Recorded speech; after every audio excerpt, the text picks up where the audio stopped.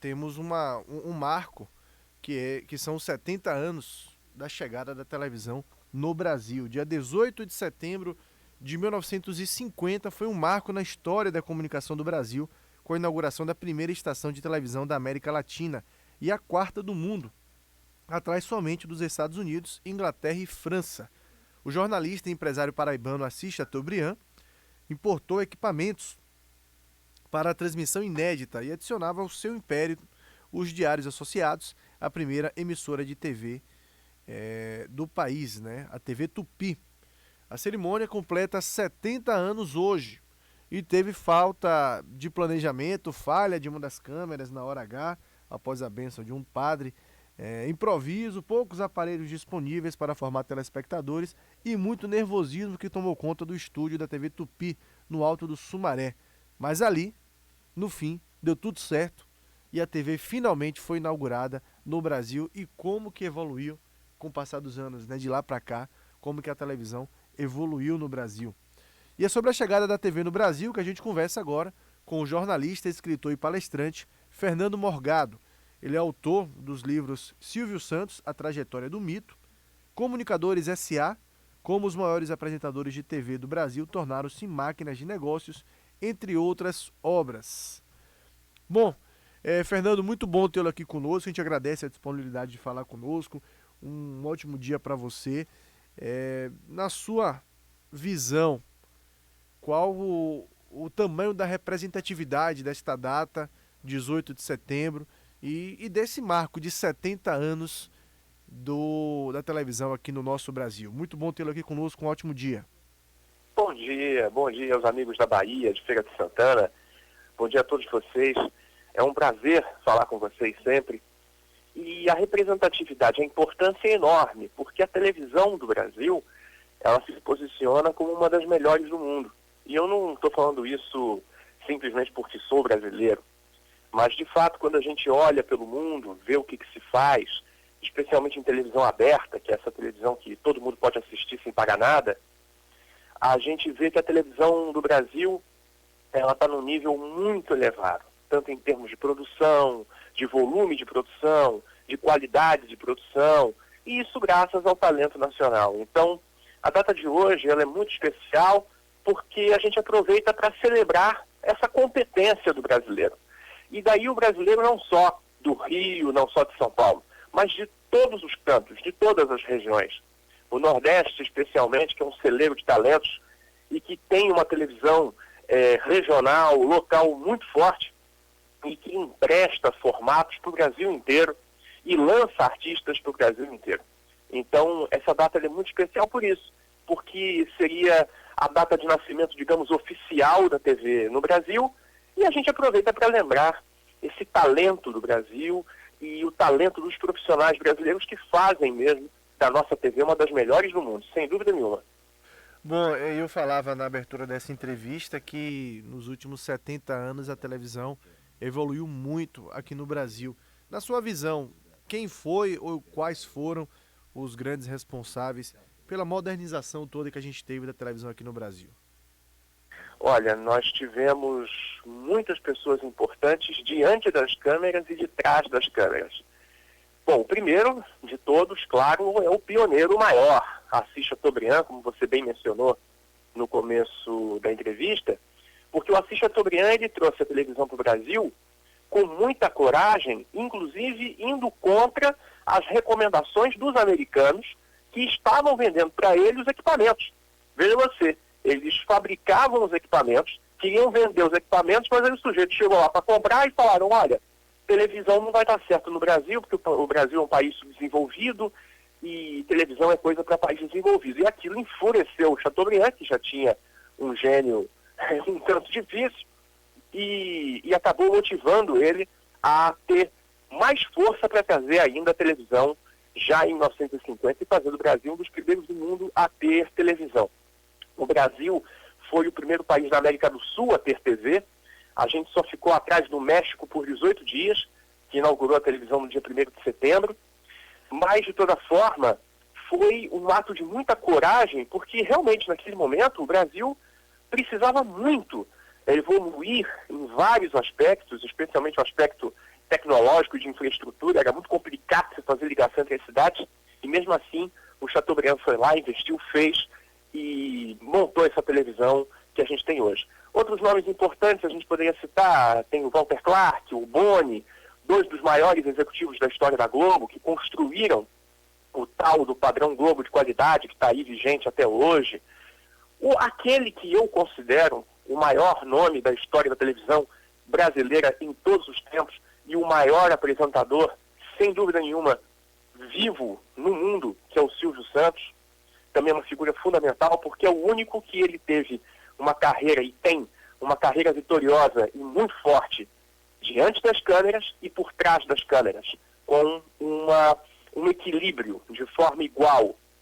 E outros tantos profissionais, atores, atrizes, apresentadores, diretores, é uma quantidade enorme de gente que realmente contribuiu. Mas se eu pudesse destacar, seriam esses quatro: o Chateaubriand, o Boni, o Walter e o Silvio. Bom, e entre esses quatro, um dos que você citou, o Silvio Santos, você escreveu inclusive a biografia, né? O Silvio Santos, a trajetória do mito. Como é que foi essa experiência para você como jornalista, como escritor, ter esse contato um pouco mais próximo com o Silvio Santos? Como é que foi feito esse contato? Porque a gente sabe que muita gente, no meio do caminho aí, até você chegar até ele, deve ter tentado também, né, escrever uma biografia sobre ele. O Silvio Santos é uma pessoa, até onde a gente sabe, reservada em relação à sua vida pessoal, em relação ao contato com as pessoas, para se abrir mesmo, abrir a porta da casa, como a gente diz. Como é que foi esse contato e a experiência para você? De fato, o Silvio Santos, ele é extremamente reservado e não se permite, não se deixa entrevistar. E eu fiz todo o trabalho sob o mais absoluto sigilo. Eu não falei com ninguém. E era uma biografia, e não autorizada. Eu fiz sem que ninguém soubesse, sem que ninguém da família soubesse, sem que ninguém do Grupo Silvio Santos soubesse. O Silvio Santos ficou sabendo quando saiu uma nota na Folha de São Paulo. E, como ele assina a Folha, ele leu, e daí, veja você, ele ligou, pediu para ligarem para a editora, para comprar um exemplar, que ele gostaria de ler o livro que escreveram sobre ele. Ele comprar um exemplar, imagina, gente, pelo amor de Deus, não vai comprar um exemplar, não dá quantos exemplares quiser. E sem me conhecer ainda, ele começou a divulgação do trabalho, viu que era um trabalho sério, gostou muito da forma como foi feita, da independência que o livro teve, em termos de produção, em termos editoriais, e divulgou por conta própria no SBT durante 6 meses, ajudou muito nas vendas, e foi aí no meio desse processo que eu tive a oportunidade de estar com ele, de até ser entrevistado por ele no programa Silvio Santos, que foi um momento muito marcante. Então, foi um livro no qual eu conheci o biografado a posteriori. Foi talvez a primeira obra, ou uma das primeiras obras de vulto não autorizadas no Brasil depois da decisão do Supremo, que deu o respaldo para as biografias não autorizadas. E acabou que se tornou uma história sui generis, porque o livro ele foi resultado de uma investigação, de uma pesquisa científica de, como eu disse, 15 anos, que é o tempo que eu me dedico a estudar comunicação, e que o biografado leu já depois de publicado, e não só gostou da seriedade do trabalho, como inclusive divulgou. E é importante dizer que esse livro que eu escrevi, o Silvio Santos, A Trajetória do Mito, ele se diferencia de outros porque traz realmente muito a palavra do Silvio Santos.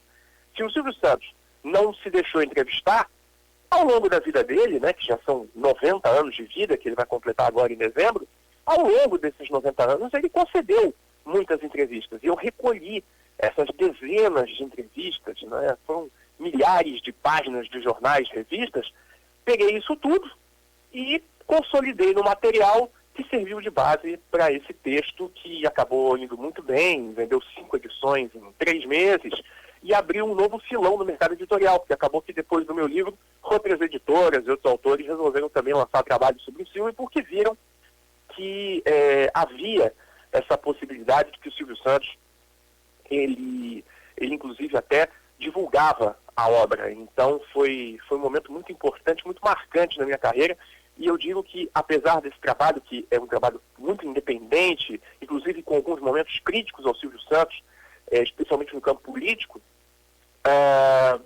apesar de tudo isso e dessa independência, eu tenho que ser honesto e deixar sempre registrada a minha gratidão ao Silvio Santos pela divulgação gratuita que ele fez do meu trabalho. Eu sou muito agradecido ao Silvio por isso.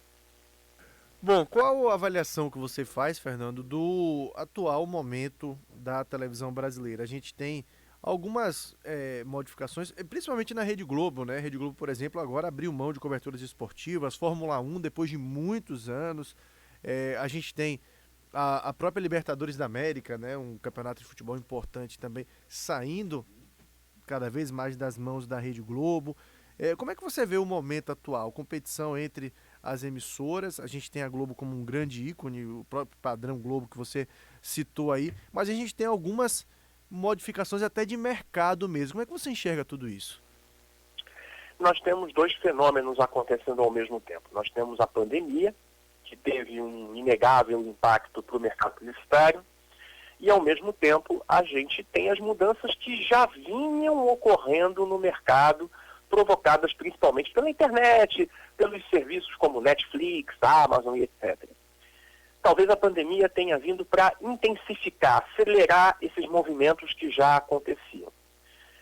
O que eu posso dizer é que a televisão agora, ela vive um momento de aprofundamento das mudanças que já estavam em curso, que já estavam acontecendo.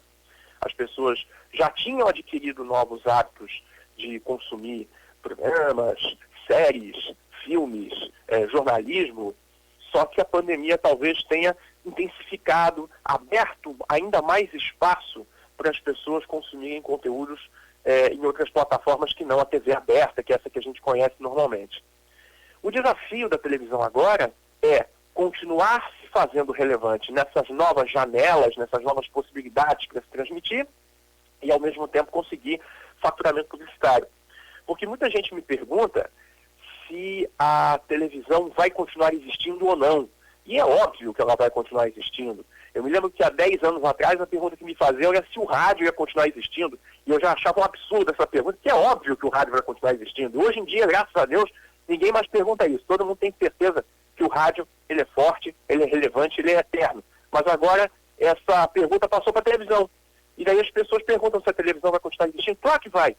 Agora, não é a mesma televisão do passado. E eu sempre digo isso, inclusive hoje vão sair alguns artigos meus reforçando esse assunto, dizendo o seguinte: a única coisa que garante a eternidade de uma mídia é a sua capacidade de mudar. O rádio ele é eterno porque ele muda sempre. O rádio de hoje não é o mesmo de 40 anos atrás. E a mesma coisa da televisão. A televisão de hoje ela é muito mais ao vivo, ela é muito mais local, ela tem muito mais prestação de serviço. Na verdade, a televisão ela tenta virar rádio. É isso que a televisão está fazendo. Se você olhar a quantidade de programas locais que tem hoje, né, é muito mais do que tinha 20 anos atrás. Então, ela está virando rádio para poder se manter relevante. E essa mudança vai continuar. Eu acredito no aprofundamento do que a gente está vendo hoje. A gente vai continuar vendo a televisão mais ao vivo, com mais jornalismo. O jornalismo é muito importante. E aqueles programas gravados, como filmes, séries, eles vão continuar existindo na televisão, mas também intensificando nas plataformas digitais. Em resumo, é o seguinte: quanto mais conteúdo e plataforma nos oferecerem, mais a gente vai consumir. Mais a gente vai consumir. A nossa vida é uma vida de acúmulo. E o caos que a gente vive é uma demonstração disso. Né? Porque se fosse uma coisa tranquila, que, por exemplo, entrou o Netflix, deixamos de ver TV, seria tranquilo, seria fácil, porque a nossa vida estaria mais ou menos com a distribuição do tempo que a gente dá, né, para televisão, tudo estaria equilibrado. Só que não, a gente está vendo televisão linear, a gente está vendo YouTube, a gente está vendo Netflix, ouvindo rádio, lendo jornal, lendo revista, acessando a internet, está tudo junto. E quanto mais nos oferecerem, mais vamos consumir. É um caos. E a televisão ela vai continuar aprofundando seus movimentos para se fazer relevante no meio desse caos. Bom, em uma de suas obras você conta a história de empreendedorismo de 8 comunicadores brasileiros, né? Você poderia descrever um pouquinho dessa obra, o que é que te levou, o que é que te motivou a isso? Quais são esses comunicadores também? Sim, são 8 comunicadores, né? O Ratinho, a Ana Maria Braga, o Raul Gil, o Luciano do Vale, o Luciano Huck, o Gugu, o Faustão e o Silvio Santos de novo. É o livro Comunicadores S.A. Eu escrevi esse livro logo depois, comecei a escrever o livro, logo depois do Silvio Santos, A Trajetória do Mito. E são 8 perfis mais concisos, com esse enfoque que você mesmo disse de negócios, de empreendedorismo desses artistas. Porque as pessoas, eu reparei, né, quando eu lancei o livro do Silvio Santos, as pessoas tinham muita curiosidade sobre o lado empresarial dos artistas, sobre o lado empreendedor dos artistas. Porque, na verdade, a televisão é um grande negócio, a televisão comercial é um grande negócio. E esses animadores, esses comunicadores, esses locutores, eles são líderes de equipes. Eles fecham contratos milionários na área comercial. Eles são os responsáveis por uma parte importante do faturamento das emissoras de TV e pelo emprego e pelo salário de muita gente. Só que essa faceta de negócio é pouco revelada.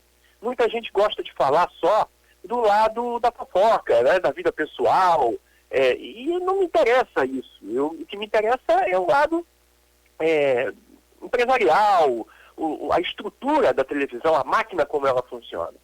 E daí eu investiguei a história desses artistas como viés empresarial.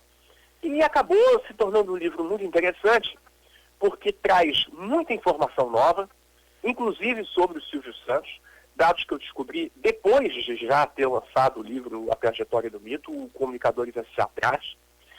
E teve uma fatalidade, uma infeliz coincidência, porque um dos biografados, um dos apresentadores que está no livro, que é o Gugu era meu leitor. O Gugu, eu sem mandar os exemplares, não era presente não, ele comprava os livros e fazia questão de divulgar nas suas redes sociais, divulgou a minha primeira biografia, que era do Glota Júnior, divulgou a do Silvio, recomendando.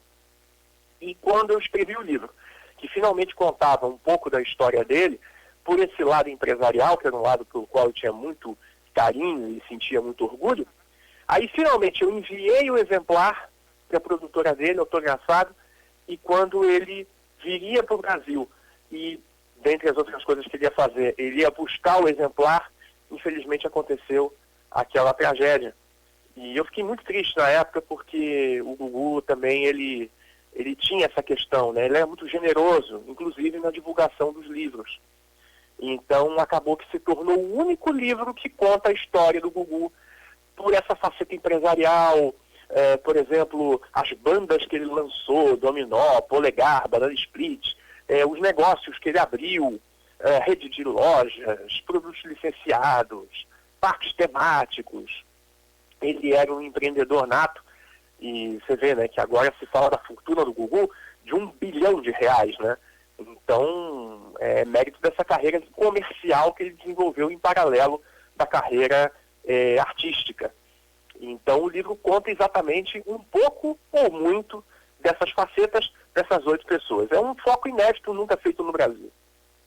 Pois é, enquanto você falava, inclusive, aí, teve até comentário interno aqui no estúdio, entre a equipe falando que as pessoas, que de fato as pessoas que estão à frente, do outro lado da televisão, assistindo a televisão, não fazem ideia, né, do que esses comunicadores representam comercialmente falando, né, desse mercado empresarial deles mesmo, como você falava aí. E até a gente que é do meio, a gente imagina, mas também não sabe, né, de cada um. E a gente teve a morte do próprio Gugu Liberato e vindo à tona todo esse patrimônio que ele tem, gerando até confusão na família e tudo mais, mas isso é outra questão. Na sua visão, o que muda no mercado com a morte do Gugu, seja do ponto de vista de legado deixado por ele, ou do ponto de vista mercadológico mesmo? Cria-se um buraco imenso, porque esses artistas, a gente diz, né, ninguém é insubstituível. E é verdade, de certa maneira, algumas funções você pode encontrar e tal. Só que um comunicador, seja de rádio, seja de televisão, ele se destaca por um conjunto de características pessoais. É diferente de outras profissões que, às vezes, a pessoa se destaca por uma questão técnica, ferramental. O fulano sabe mexer no computador muito bem. ótimo. Se ele sair, bota outro que saiba e vai saber um pouquinho mais, um pouquinho menos, mas vai fazer o trabalho. Na comunicação não é bem assim. Na comunicação, a pessoa cresce pelos seus atributos pessoais, pelas suas características pessoais. E aí sim, essas características realmente, o conjunto, você não tem igual. O conjunto, você pode até ter uma pessoa tão alegre quanto, mas alegre e ao mesmo tempo boa de negócio, não necessariamente. Alegre, boa de negócio e bom produtor, não sei. O Gugu, ele tinha essas características todas juntas. Ele era um ótimo comunicador, formado pelo Silvio Santos, cria do Silvio Santos, uma cria artística. Ao mesmo tempo, ele tinha tino comercial, então ele fazia questão de desenvolver negócios. Ele, por exemplo, gostava muito do ramo imobiliário, e também essa parte de licenciamento de marca, criação de brinquedos, posicionamento de marca, ele sabia muito bem. Mas, acima de tudo, o Gugu era um grande produtor. E esse é um ponto que eu bato, mesmo nas emissoras de rádio onde eu já trabalhei, para as empresas e associações de rádio e televisão que eu presto consultoria, eu sempre digo, bom profissional de comunicação é aquele que não só fala bem, é aquele que se produz. Não é aquele que chega 5 minutos antes do programa e vai embora 10 segundos depois que o sinal do no ar apagou. Então, essa capacidade o Gugu tinha. Ele era um apaixonado por televisão e na época que ele fazia o Domingo Legal, ele passava a semana inteira assistindo televisão, vendo o que os canais estavam apresentando para selecionar aquilo que mais deu audiência para passar no domingo. Isso é tarefa de produtor.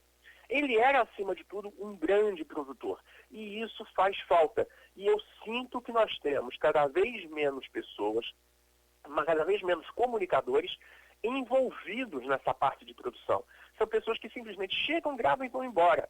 E esse envolvimento faz toda a diferença. Porque o Gugu, ele fez coisas que, olhando hoje, a gente observa o quanto que era difícil. Na época a gente não tinha essa visão, mas imaginar uma televisão como o SBT, que era a segunda colocada e ainda é, em média geral de audiência, com muito menos recursos que a Globo, ganhar da Globo no domingo contra o Faustão, que é um baita comunicador e com uma baita estrutura, ganhar com muito pouco, era realmente uma coisa impressionante. E isso se devia mais, não só ao talento de comunicador do Gugu, mas sobretudo ao talento de produtor. Ele era um apaixonado também pelos bastidores da televisão. Corria o mundo atrás de formatos, vendo reportagens, pautas interessantes, não se furtava de fazer esse trabalho de produção também.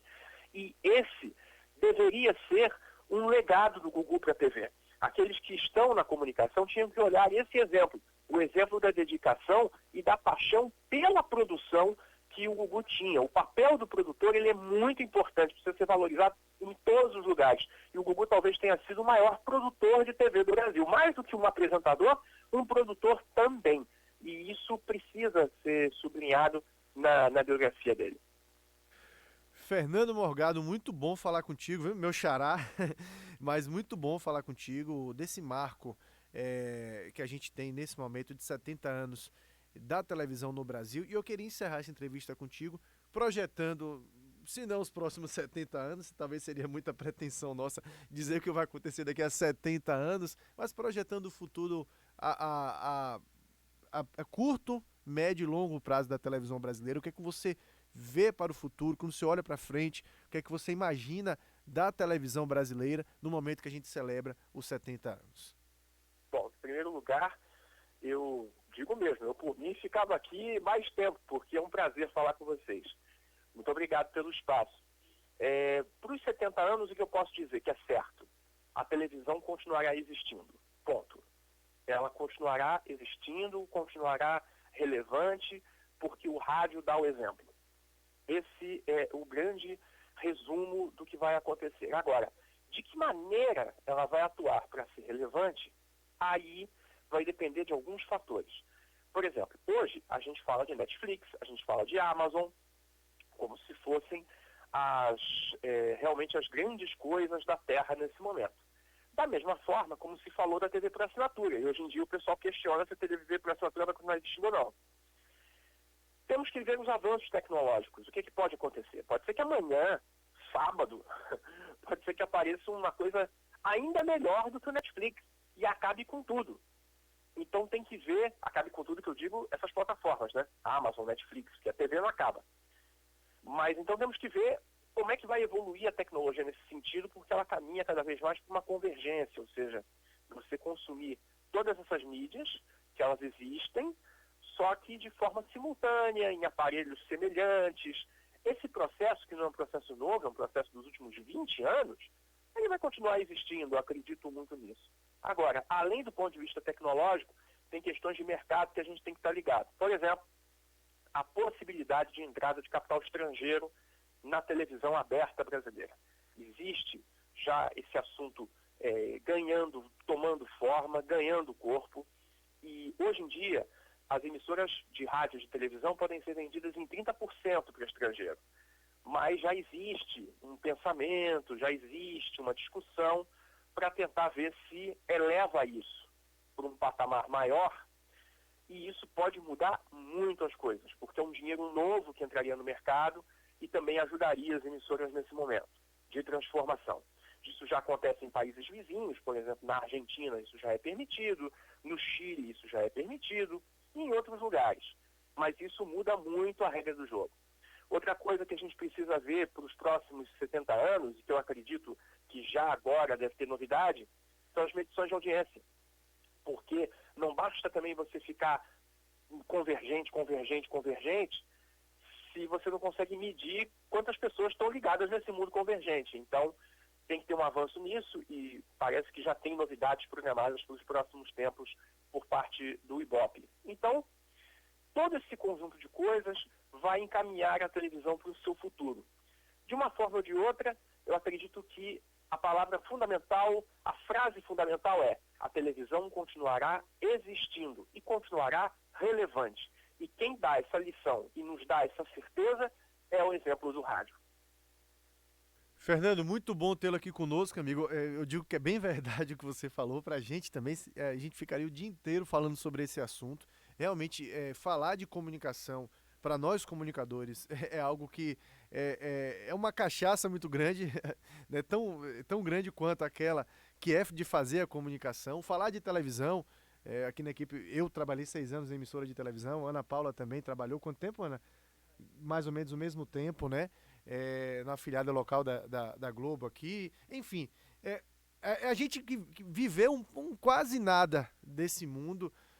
A gente bebeu um quase nada dessa cachaça e vira uma cachaça mesmo, no sentido de que vira um vício no bom sentido, né? A comunicação de modo geral, o rádio, a televisão. Então é muito bom a gente falar sobre isso. A gente agradece imensamente sua disponibilidade de falar conosco. E até a próxima, viu? Porque a gente ainda acredita que vai te incomodar um pouquinho para falar cada vez mais sobre esse assunto com o passar do tempo, porque é um assunto que a gente tem que sempre estar discutindo, tem sempre que estar trazendo à tona a evolução da comunicação. Muito bom mesmo tê-lo conosco aqui. Nada, é um prazer, eu digo mesmo. E estou às ordens. Chamando, eu falo. Um abraço para vocês e um abraço para todos os amigos da Bahia. Estou com saudade. É uma pena que eu não posso sair de casa por conta da pandemia, mas eu estou com saudade de ir para a Bahia. É uma saudade muito grande, é um estado maravilhoso. Valeu, conversamos então com o jornalista, escritor Fernando Morgado.